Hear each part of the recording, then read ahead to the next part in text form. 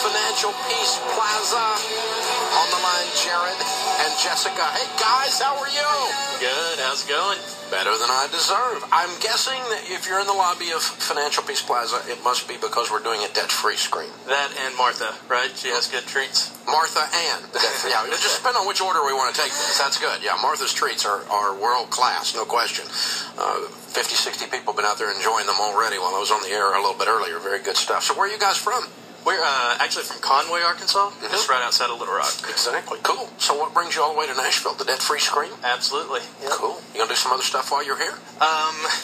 Well, we were visiting my mom right outside of in Paducah, Kentucky, and then made the trip over here. Okay. She's watching our little one. Oh, cool. Very fun. So how much debt have you guys paid off? We have paid off just not quite $65,000 in 14 months. Wow. That's rowdy. Well done. Making what kind of money during that time? When we first started, actually, it was right at $40,000, and then we're higher than that now. We're close to 70 now, but during most of the time, it was between 40 and 60. So how in a year and a half, with the economy on the skids and the world coming to an end, did you go from 40 to 70? Well, actually, what we found out was that if I don't have a ceiling, I do a lot better. Forcing myself to make sales, things of that nature. So I actually found more power in getting 3 different jobs rather than one full-time job. So I've made the most out of doing multiple jobs. Wow. Yeah. Working a lot. Yeah. Well, yeah. And selling everything in our house that we didn't absolutely have to have. Yeah. What was the hardest thing that you sold? The hardest thing that we sold? Our cars. Yeah, we would start with one car. Well, when our debt started, we had about 20,000 in cars, and we quickly sold those to get rid of 20,000 right out of the chute.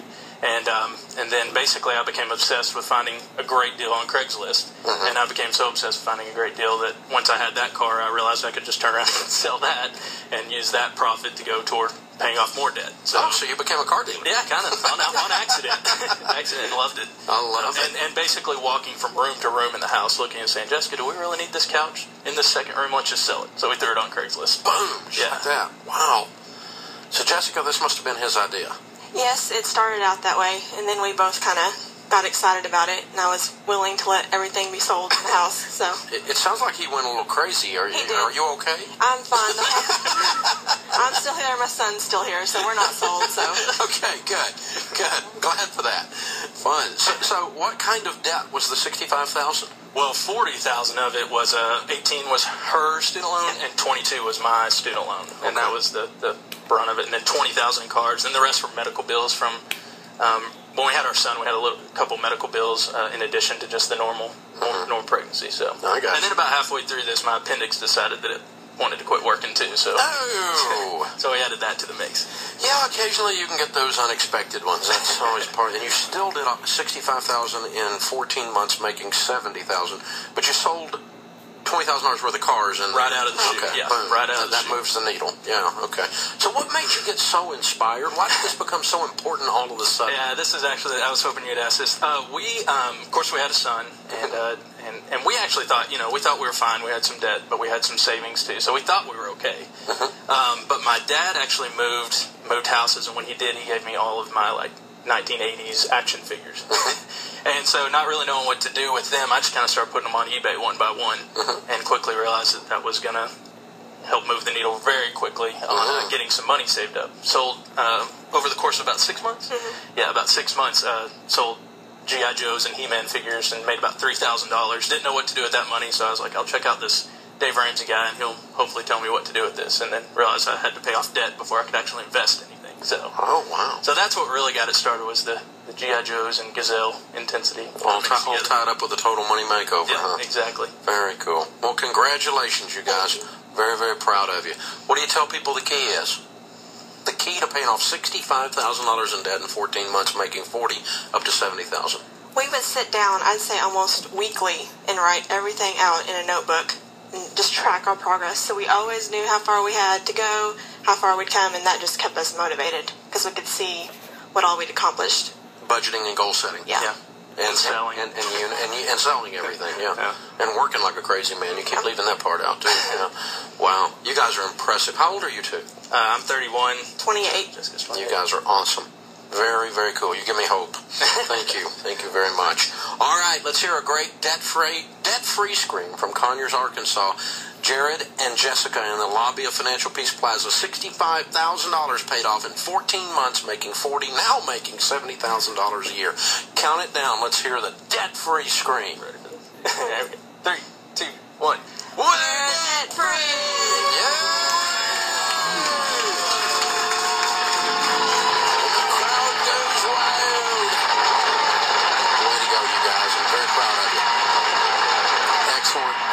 Excellent. Man, that's cool. Los Angeles is next. Dawn is calling. Hi, Dawn. Welcome to the Dave Ramsey Show.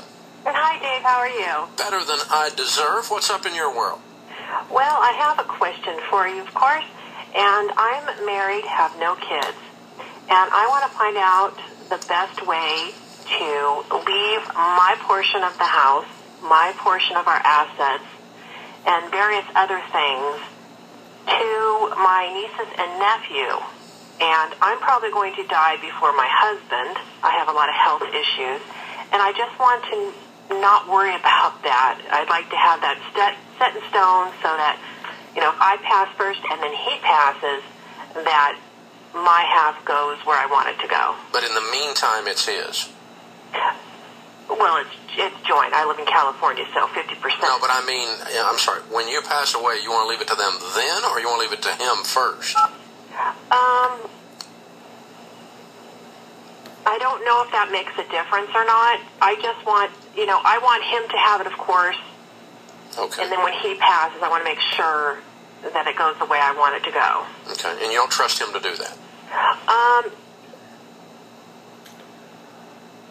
No. Okay. All right. Interesting.